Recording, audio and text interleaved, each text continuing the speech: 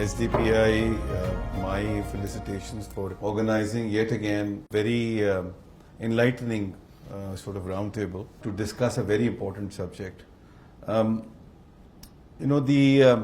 The climate agenda is so enormous and global that it requires inclusivity, it requires collaboration. And when we talk about public-private partnership, we're actually talking about that inclusivity and collaboration. It's not just the public sector or the private sector who has to work together, as rightly pointed out by the speakers earlier than myself, that it's the civil society from where this buy-in has to come through. And that is the starting point. In case of Pakistan, further complication is that it has to be different governments. So provincial governments as well as federal governments, all of them have to work together. So civil society, private sector, government and the different parts of the government, they all have to join hands and work together to meet the ambitious agenda that was earlier pointed out. I'm very glad that Dubai has been chosen for COP28. The other reasons or the transition from Paris to UAE has already been highlighted. But as far as I am concerned, GCC is probably the most liquid in terms of investment opportunities region available across the globe. Everybody is kind of squeezed as far as the funding is concerned. But GCC is one area which seems to be in a different zone altogether. And the funding there could be made available for this global larger agenda of climate change. In the recent times, we've seen that there has been a lot of interest from the GCC region for bankable projects in Pakistan. We've seen recently, it's at the verge of financial closure, is by the Kuwait Investment Authority, a water project in Sindh. So first of its kind project. There is wind and solar investment by the UAE government. The Denmark government also invested in it. I always talk about in our case, and I would like to expand that in the larger agenda of PPP as far as COP28 and its wider objective is concerned, is public sector risk with private sector delivery. So as far as I'm concerned, this is the public sector risk and private sector delivery which has to collaborate together to meet this very ambitious agenda.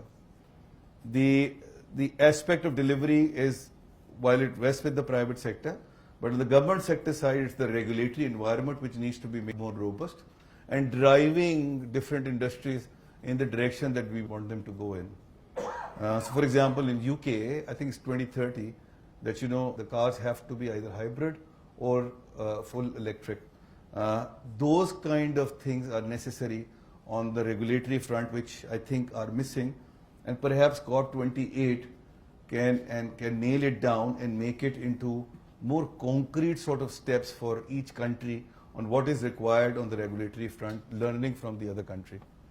On the other hand, the viability gap fund, the blended financing that we've been talking about, yes, the blended financing is the way to go, but blended financing also comes with a cost. So we need to keep in mind that the government's viability gap fund is something which is important as far as the PPP agenda is concerned for climate change. The element of additionality has to be debated and sorted out threadbare, and this is what I expect would happen in COP28. Very important for the banking industry. The operating framework has to be made so profitable and attractive for the private sector to participate in it. And then additionality could come through carbon offsets or carbon credit as they call it. Right now in Pakistan, for example, the amount is very small, but this is a big opportunity and we must capitalize on it going into the future. I was recently looking at some numbers, and the Timberland Fund by JP Morgan has committed $500 million. We have seen HSBC actually setting up trading desks to do this business, and I think the institution in Pakistan needs to do the same. The good news, Dr. Saab, is that State Bank of Pakistan has come out with the green financing framework, which has to be implemented in the next 3 years.